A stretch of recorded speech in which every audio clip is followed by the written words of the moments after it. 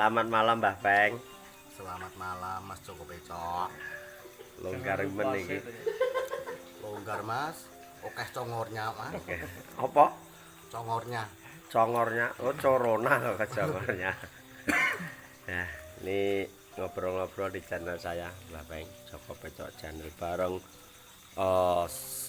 debusnya Sragen. Mbah Peng, reok apa Mas? Surolami. Surolami. Mbah Peng, ngobrol-ngobrol.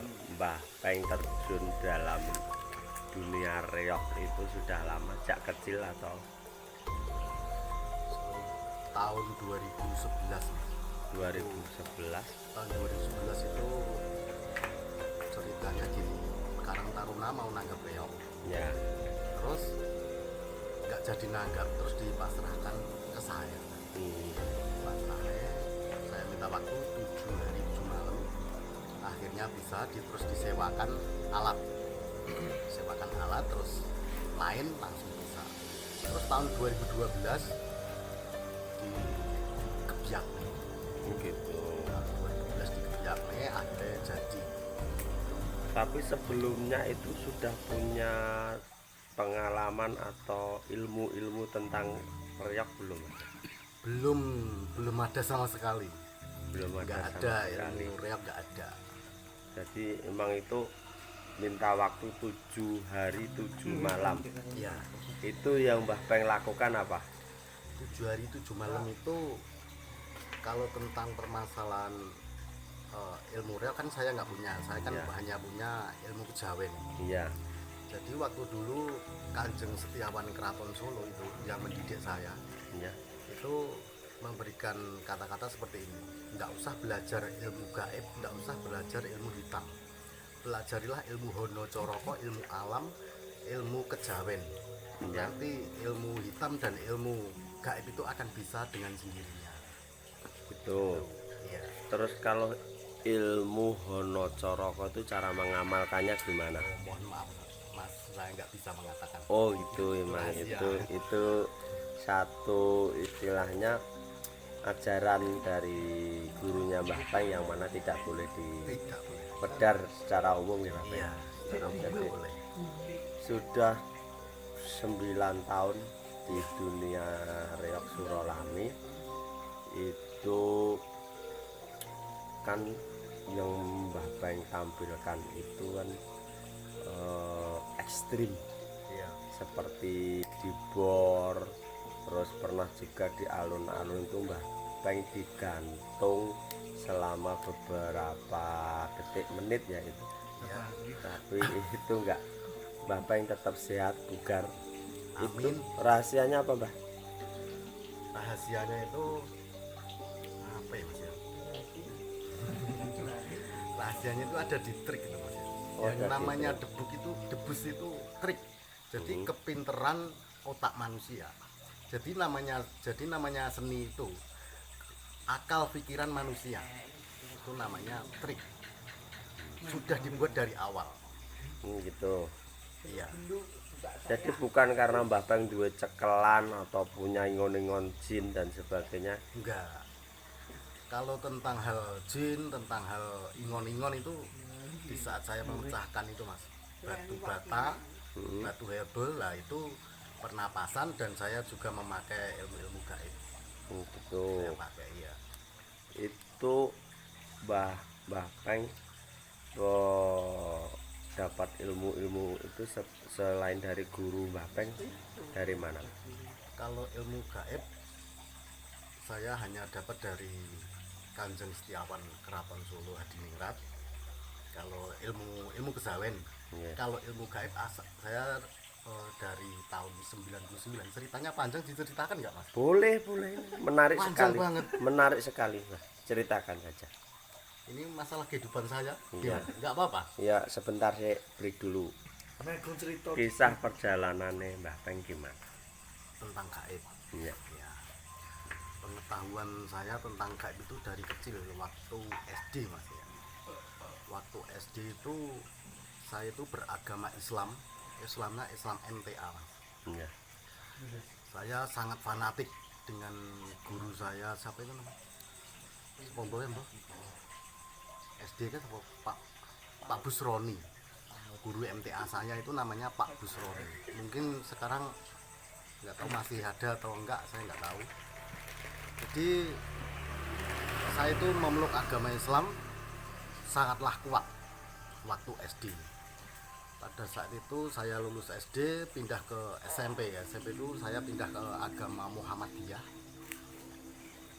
sekitaran tahun 99, 98, 99 itu saya ke SMP pindah ke Muhammadiyah dan saya mengikuti dari kelas 5 SD saya sudah mengikuti pencak silat tapak suci. Terus berlanjut ke SMP itu teman saya latihan tapak suci itu udah habis, tinggal saya sendiri. Akhirnya saya jam 5 sore pulang, waktu itu hujan sangat deras sekali dan angin sangat kencang. Saya pulang lewat Karetan, itu yang ada apa ya, tempat duduknya Bu ya. ya, Bu itu yang dinamakan orang-orang Mojoroto itu dinamakan Bu Ireng. Di situ saya bertemu sosok perempuan dan anak kecil 2. Nah itu yang perempuan itu saya pukul Pak, nggak bisa, saya tendang nggak kena Ya. karena saya itu penasaran saya tinggalkan dan tiba-tiba saya di atas batu. Di atas batu itu ada takir, tahu takir ya? Ya. Ada takir dan kaos dan sebagainya. Saya kencingi. Setelah itu saya nggak bisa ngapain, tapi tahu bisa melihat, bisa meraba, tapi Ya. mau menggerakkan badan itu sangat sulit sekali. Kaya tindian. Ya, tapi saya bisa berjalan. Dan saya pun tahu kalau saya berjalan, kalau saya itu di Karetan saya tahu, tapi untuk menggerakkan tangan, akal pikiran saya sudah berubah. Terus Posisi kaki ini seperti jinjit, tidak bisa menyentuh ke tanah. Tiba-tiba saya sadar itu setengah 2 malam. Setengah 2 malam saya udah habis ayam itu 4. Saya makan ayam mentah 4. itu ini nggak sadar kalau itu makan ayam gitu. Nggak tahu sama sekali. Kalau dari Karetan sampai ke kampung itu saya masih sadar. Iya. Setelah sampai kampung saya udah nggak sadar. Setengah 2 tiba-tiba udah ada ayam 4 yang mati, yang saya makan darahnya. Tuh. Dari situlah saya mengetahui gaib, yang namanya gaib itu benar-benar ada itu. Iya. Nah, selanjutnya itu sampai dari tahun 99 sampai tahun 2008 setiap sore Mas. Iya. Jadi berapa tahun aja itu? Nggak tahu berapa tahun. Itu setiap sore itu ibu saya itu menyediakan ayam setiap sore habis maghrib atau sebelum maghrib. Itu menyediakan ayam dan rokok 76. Kalau mulut saya ini nggak penuh dengan rokok, itu saya pasti ngamuk. Kalau nggak ada rokok, kalau nggak ada ayam, itu batu kanan dan kiri itu batu. Tak gini kan langsung hancur.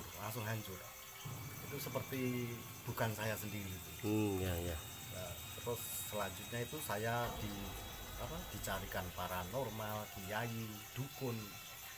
Itu setiap datang ke rumah saya itu langsung bilang gini, itu kuwi ora sak baene, ndak berani masuk ke rumah, cuman di pelataran rumah ibu saya itu ora sak baene, aku ora sak kukurun ireng nih. Iya. Nah, terus DWE mantok. Nah setiap ada yang datang seperti itu. Yang berani ngangkat omongan, angkat bicara itu Mbah Gito yang rumahnya Boyolali apa Gunung Merapi, kalau tidak salah ya Merapi atau Boyolali itu kedua itu. Saya Merbabu atau Merapi itu ya. Ya karena waktu itu saya masih stres gitu. Nah itu Mbah Gito bilang seperti ini, anakmu iki apa sing dijaluk turutono, nek eneng bocah wedok sing diseneng rapikno. Nggih. Nah Mbah Gito bilang seperti itu. Ibu saya bilang ke saya, wong wedok sing mbok senengi ngendi, peken bojo. Nah, terus hari berjalan saya dibelikan motor Gasa, motor Iya. Gasa Cino itu. Itu pernah tak buat bunuh diri itu mas. Loh, Ya, buat bunuh diri karena orang kampung itu ada yang bilang saya itu stres iya, iya. karena setiap sore makan ayam mentah. Itu waktu dulu itu masih ada tandanya sampai sekarang mas. Loh, ya. Masih ada dan sini sudah kembali normal Iya. seperti kulit lagi sekarang. Itu bunuh dirinya seperti Dengan apa? motor saya jatuh ke jurang. Itu motornya bengkok dan saya tidak ada yang patah, cuma luka-luka, cuma berdarah banyak itu. Ya, masih diselamatkan oleh Allah juga mas karena Iya. segitu dalamnya saya nggak mati. Itu kira-kira berapa meter itu jurang? Kurang lebih 4 meter. 4 meter ya. Terus habis itu Terus untuk kelanjutannya dari sampai apa paranormal kiai itu kan disuruh ngaji, disuruh sholat gitu, saya tetap nggak bisa. Akhirnya yang bisa mengalahkan saya itu Kanjeng Setiawan itu. Setelah Mbah Gito, Kanjeng Setiawan Keraton Solo Hadiningrat Iya. datang ke rumah saya itu jam setengah 9 pagi. Nah itu dia berani masuk ke rumah. Dan itu saya datang itu diminta atau Iya, datang diminta. sendiri? Iya. diminta dari orang tua. Iya. Duduk masuk langsung berani masuk ke rumah dan duduk di depan pintu ya, di dalam maksudnya bukan di depan tapi di dalam pintu itu dia bilang gini, rokoknya pun sama seperti Mas Joko Peco ini. Iya. Samsu Refill seperti ini. Iya. Dia bilang gini, aku gak ngomong karo mbokmu, aku gak ngomong karo pakmu, gak ngomong karo masmu, gak ngomong karo tonggomu, gak ngomong karo kowe. Saya itu sadar mas, Iya. pengen saya memukul, nafsu amarah saya tinggi sekali, pengen menghajar itu. Terus dia bicara gini, aku ngomong karoan asap rokok. Kanjeng Setiawan itu bilang seperti itu, asap rokok iki ngomong ning dhuwur sirahku bakal ono cecak loro sing teko ning dhuwur sirahku. Saya lihat nggak ada cecak, padahal jam setengah 9 pagi kan nggak mungkin ada cecak. Iya. Kurang lebih 1 menit cecak itu datang dua di atas kepalanya. Nah cecaknya wis teko, dia gini terus, rokoknya nggak nggak disedot. Akhirnya cecak itu bilang, Kanjeng Setiawan bilang, ini nanti cecak akan bersuara. Langsung cak cak cak cak cak cak gitu. Dari suara itu hati saya langsung seperti diremet, seperti terhipnotis. Terus saya langsung mendekat dan saya menangis. Iya. Saya menangis dan saya rangkul kakinya, saya dilus, kowe melu aku. Nggih, saya langsung tunduk, nggak tahu kenapa ini. Baru Kanjeng Setiawan yang bisa menundukkan saya. Dari kiai, paranormal dan sebagainya, dukun-dukun banyak sekali, nggak ada yang berani mendekat dengan saya waktu itu. Terus saya diajak ke Gunung Lawu. Yang pertama ke Gunung Lawu, setelah ke Gunung Lawu itu di Tempuran, terus turun ke Karanganyar, ke Sate Kuda, diajak makan ke Sate Kuda, dan saya dimasukkan ke Keraton Solo 3 hari 3 malam. Itu tempat apa Mbak? Keraton Solo. Tempat pada waktu itu tempat apa itu? Yang dulu pernah dibuat uji nyali. Nah saya ditidurkan di situ. Dan itu sama sekali nggak boleh keluar atau 3 hari 3 nggak malam? boleh keluar. Saya kalau malam disuruh nunggu apa itu, pusaka. Iya. Disuruh nunggu pusaka di Keraton Solo dan sendang pemandian ratu. Saya tidur di situ. Kalau siang ada yang nemani penjaganya. Kalau malam Kanjeng itu datang memberikan sanepan Jawa, terus ilmu-ilmu alam dan Hono Coroko. Itu dari situ saya bisa membuka hati saya. Oh ternyata kehidupan seperti ini. Saya tidak kutel lagi. Terus setelah saya diberikan ilmu itu, dia bilang, pelajari. Bila ada orang yang mampu untuk mempelajari ilmu ini, berikan secara gratis, jangan pernah memungut biaya. Iya Jeng, saya bilang gitu. Jadi selama 3 hari 3 malam tidur di keraton itu ada hal gaib atau hal yang janggal gitu enggak? Tempat yang buat uji nyali hari panca itu nggak ada sosok makhluk gaib, nggak ada. Iya. Kalau di sendang dan pusaka itu hanya berbau wangi. Berbau wangi. Ya, berbau sangat wangi sekali. Tapi nggak ada sosok makhluk gaib, sedikit pun nggak ada. Saya nggak bisa melihat Pak. Iya. Tapi setelah itu, setelah 3 hari di keraton itu kelanjutannya gimana? Kisah perjalanan Mbah Setelah Peng. itu saya dipulangkan oleh Kanjeng. Kanjeng bilang kepada orang tua saya bahwa ini sudah sembuh. Itu usia Mbah Peng berapa? Tahun 2008. 6 tahun.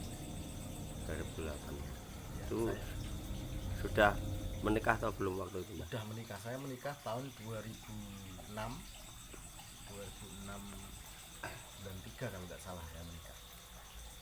Setelah dipulangkan terus gimana kelanjutan? Kelanjutannya saya hanya berpikir tentang ilmu yang saya pelajari di sana, saya asah terus. Jadi saya lakukan apa yang pernah dikatakan Kanjeng itu, akhirnya saya bisa ilmu-ilmu seperti ini. Jadi terus saya punya keajaiban oleh Allah yang diberikan ke saya. Yeah. Saya bisa seperti ini, bisa ini. Sebenarnya dalam hati saya itu merasa saya nggak punya apa-apa, saya nggak punya kepintaran, nggak punya apa-apa. Tapi kenapa kalau ada orang yang datang, setiap saya bilang ini kok bisa, keanehannya di situ. Di situ. Jadi kepercayaan diri dalam hati saya itu sebenarnya nggak ada.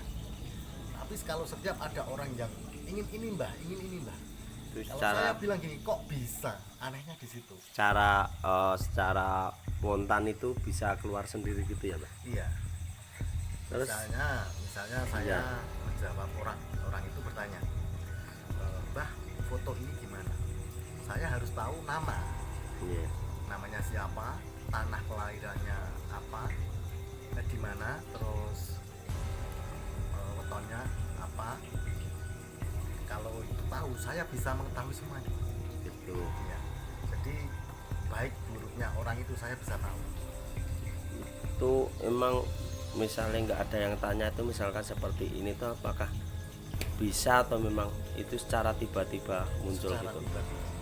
Secara tiba-tiba. Iya, Mbah Peng sendiri bisa berinteraksi dengan makhluk gaib ya?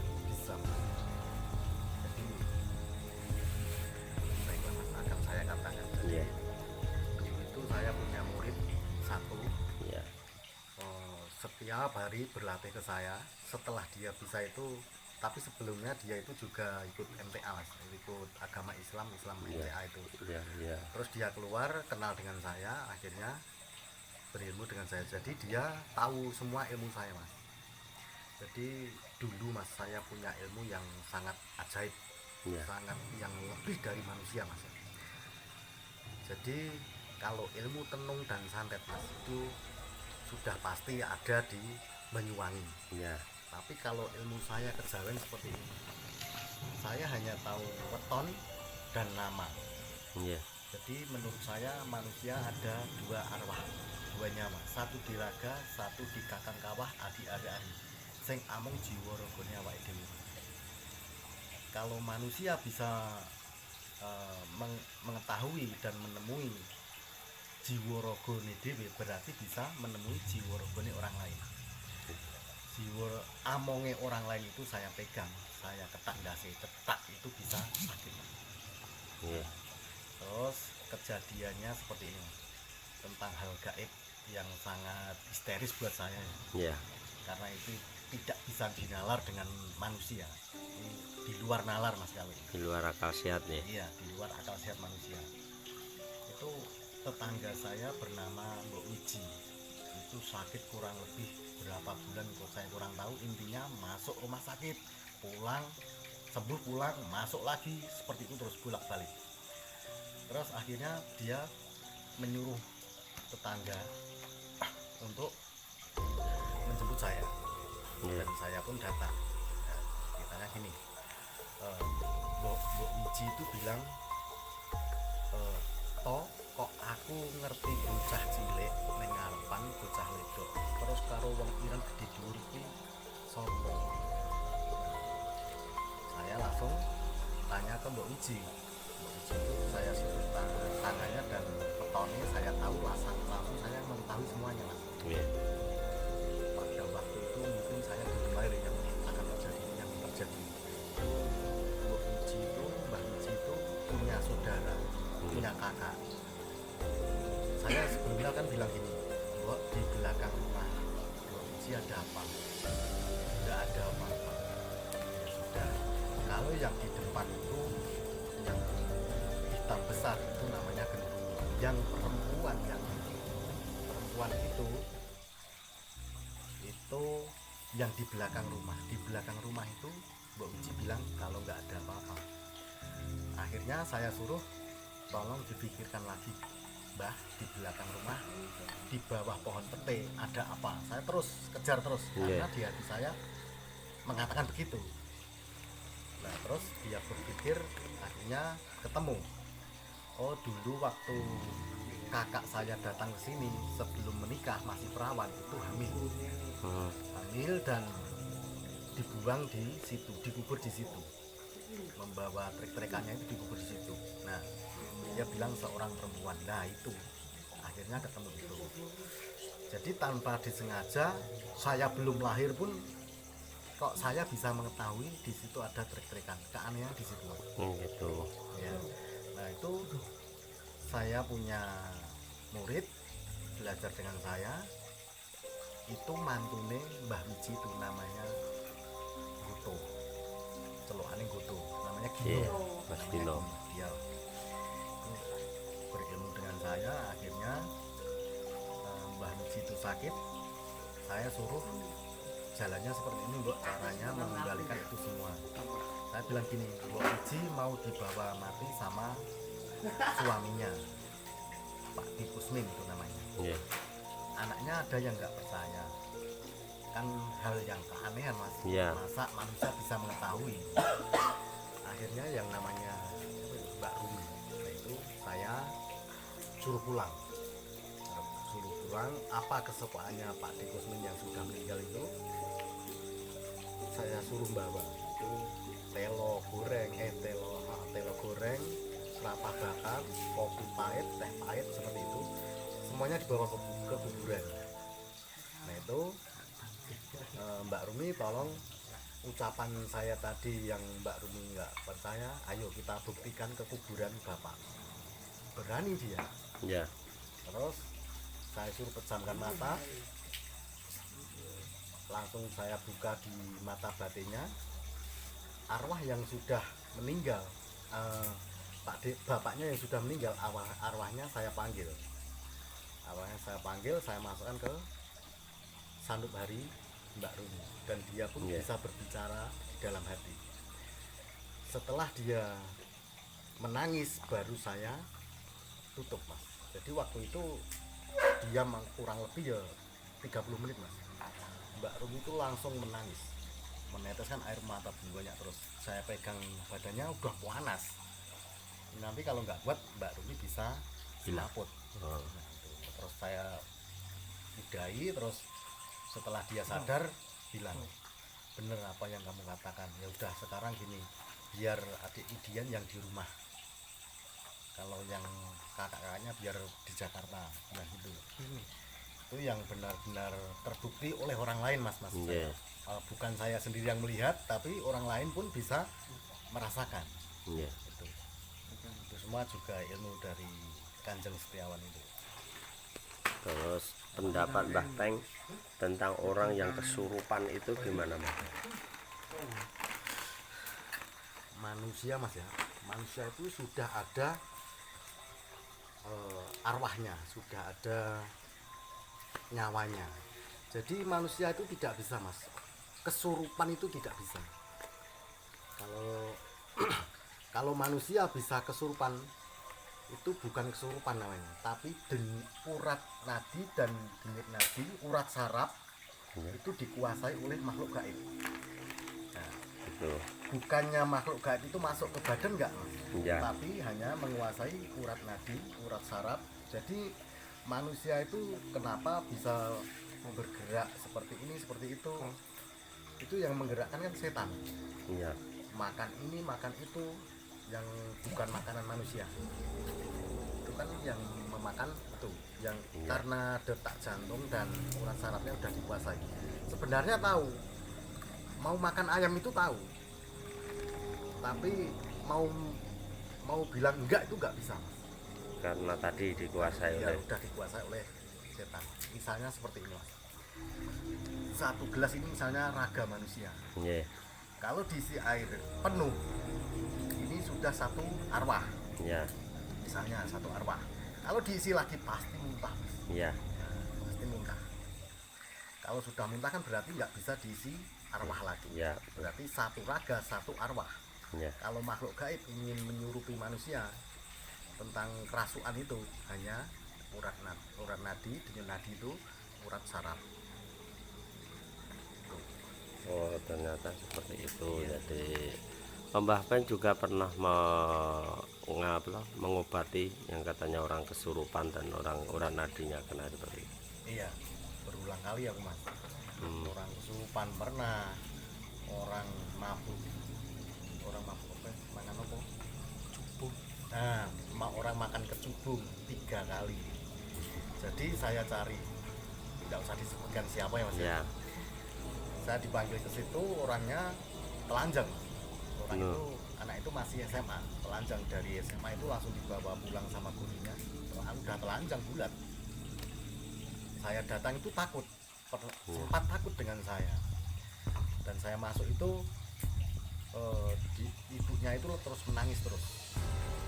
Intinya inginnya anaknya itu biar mau mandi. Iya. Nah, karena takutnya dengan saya, terus saya yang ngajak mandi.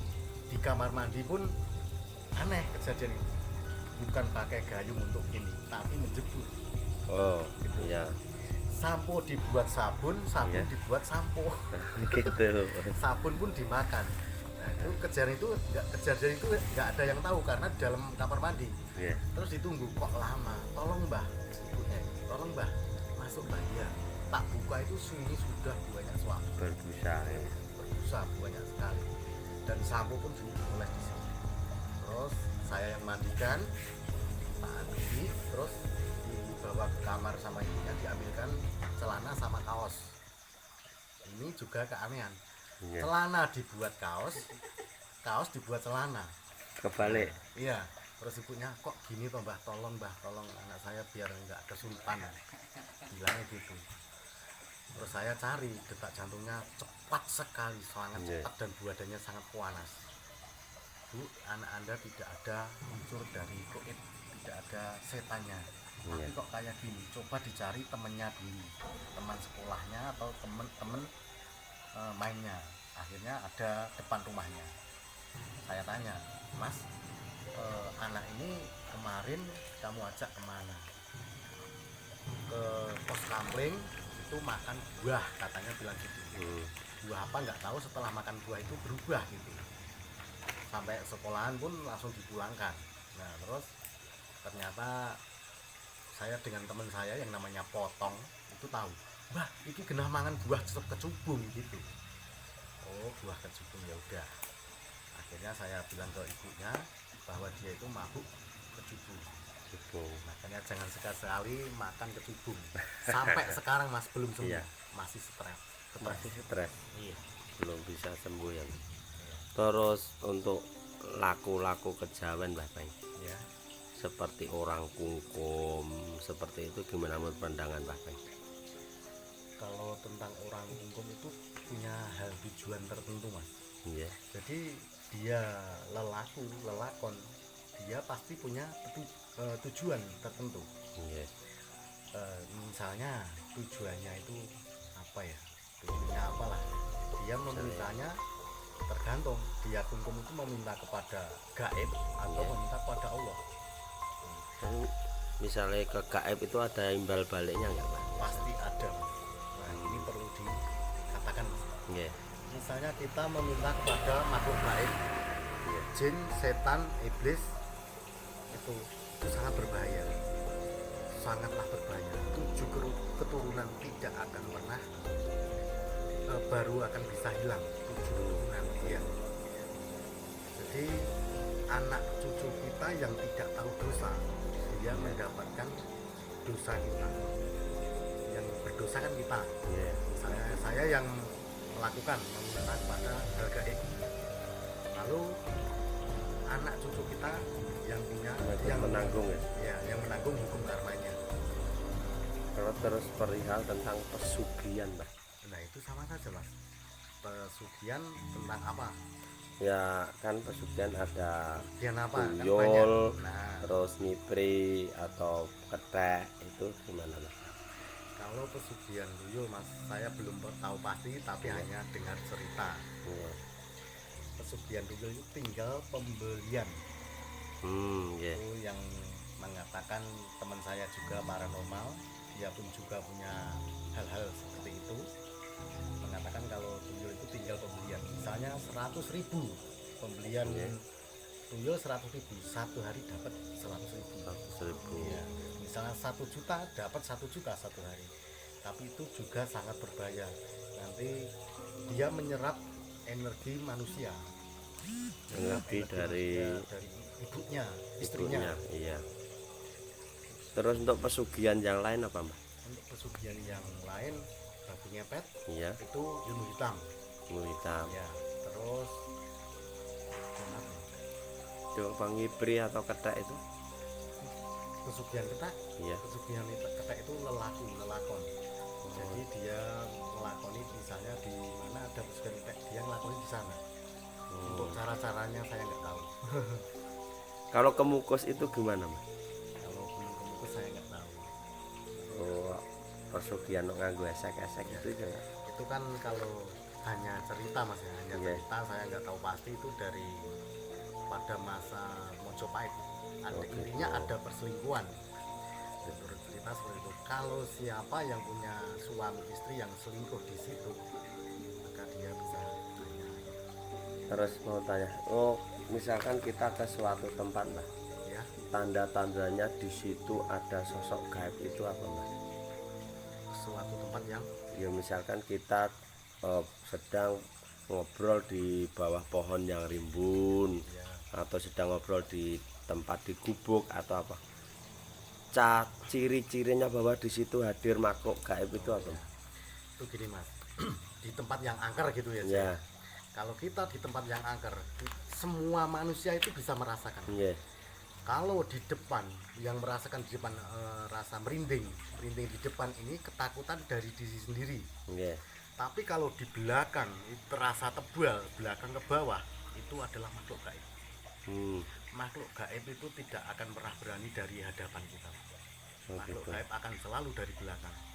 Karena manusia lebih sempurna dari makhluk gaib. Makhluk gaib hanya punya nyawa mas. Manusia punya raga, punya nyawa, akal, pikiran, mata dan sebagainya. Jadi kalau salahnya bahasa Jawane mengkorok, merinding, Nah, duri mengkorok itu duri berarti itu setan. ada Ada makhluk gaib di sekitarnya. Terus untuk tip-tip supaya menghilangkan rasa itu gimana?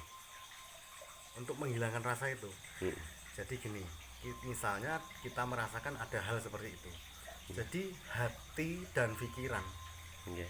itu, kalau orang beragama Islam, sebutlah nama Allahmu. Iya.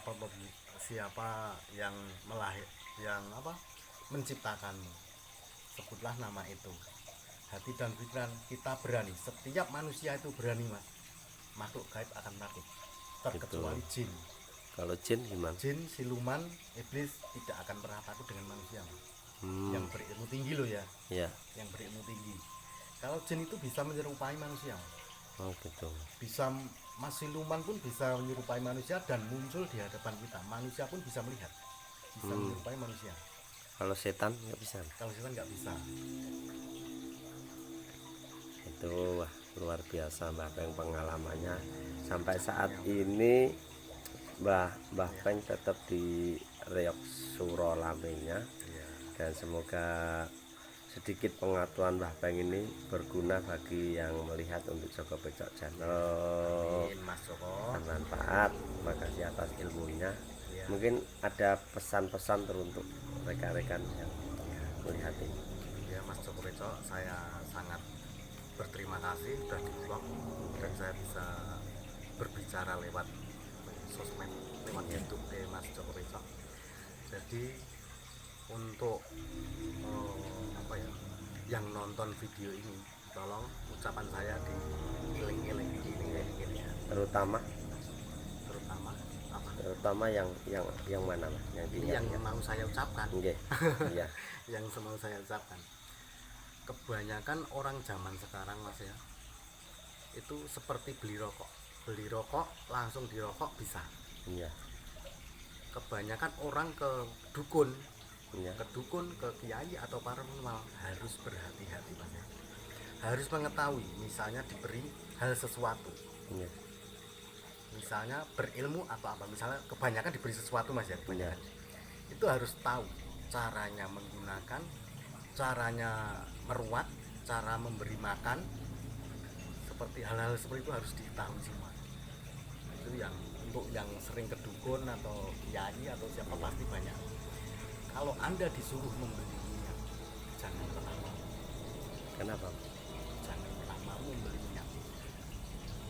Biar mbah dukunnya atau kiainya yang membeli minyak. Biasanya terjadinya seperti ini. Kamu cari minyak seperti ini, namanya ini. Itu minyak itu kamu cari kemana pun nggak akan ketemu. Yang tahu itu mbah dukun. Iya. Itu nanti akan menghabiskan uang ke sana terus nggak akan pernah ketemu. Itu pernah saya lewati. Ya, akhirnya kembali ke dukun itu, kalau nggak ketemu saya yang cari. Banyak Iya. itu seperti itu. Akhirnya dia meminta uang sekian juta, yang akhirnya dapat yang cari dukunnya sendiri. Nah, itu kalau tentang berilmu ya Mas ya, kalau ingin berilmu atau mengetahui ilmu kejawen, ilmu gaib dan sebagainya, itu harus pakai dasaran. Jangan sekali mencoba ilmu luluan. Jadi ada ilmu dasaran, yang namanya dasaran itu dari awal, misalnya kita kelas 1 naik ke kelas 2, Iya. misalnya nggak bisa baca, ada gurunya, nanti kita bisa baca. Nggak bisa berhitung, ada gurunya, nanti intinya ada yang menuntun. Harus seperti itu dengan dasaran tertentu. Ada Mas ilmu yang namanya ilmu luluan, tanpa dipelajari dia langsung bisa, atau istilahnya instan ya Mas. instan ya. Itu nanti di saat kita sakaratul maut, kalau yang luluan ya, kalau yang luluan kan nggak tahu caranya buang gimana, Iya. caranya ini gimana kan. Sampai sekarang banyak orang yang mati berulang kali kan nggak bisa mati, ada yang 7 hari baru bisa mati. Itu sangat berbahaya. Kalau luluan itu sulit untuk membuang. Di saat sakaratul maut, dia hidup nggak hidup, mati nggak mati, karena cara membuang pegangan di balung sumsum di raga manusia itu nggak bisa. Kalau kita belajar dari dasaran, maka kita akan bisa membuang ilmu-ilmu itu. Itu pengalaman saya banyak sekali Mas. Ada orang yang berumur 30 tahun, baru 30 tahun. Iya. Dia pernah berguru di Jawa Timur, tidak usah dikatakan di mana tempatnya, di Jawa Timur. Dia seorang perempuan, itu dia sudah mempunyai ilmu. Akhirnya dia sudah bisa menguasai para lelaki. Terus dia masih kurang, dia pergi ke Kalimantan.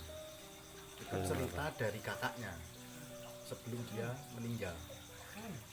Terus dia pulang dari Kalimantan itu sakit Mas, selama 2 tahun. Sakit selama 2 tahun. Ya, sakit selama 2 tahun, posisi badan ini habis. Setiap sore, setiap hari itu di apa itu ngaji tuh, Diyasinkan. diyasinkan, di ruqyah. Iya. Itu cuman bibirnya diinok, karena dia sakaratul maut nggak bisa apa. Nah itu dari situ ada orang yang bilang tolong datang ke rumah Mbak Peng, bilang kalau pada Mbak Peng. Saya datang situ, setelah ke situ saya bilang gini, ada kakaknya itu bilang kalau sudah dirupiah, sudah dibunuh, sudah nggak bisa mati. Intinya keluarga mintanya biar dia meninggal, kasihan karena kesakitan, karena ilmunya. Jadi intinya yang saya lihat mas, seluruh penuh dengan ilmu loloan, bukan ilmu dasaran, ilmu loloan. Instan itu Ya, ilmu instan. Nah itu saya hanya minta air itu, air yang dari sumur. Ternyata di situ pun dekat sumur dan bisa saya diambilkan air hanya 1 gelas. Saya minta waktu 1 jam sampai 2 jam, saya bilang gitu. Di saat saya bilang gitu, yang sakit itu udah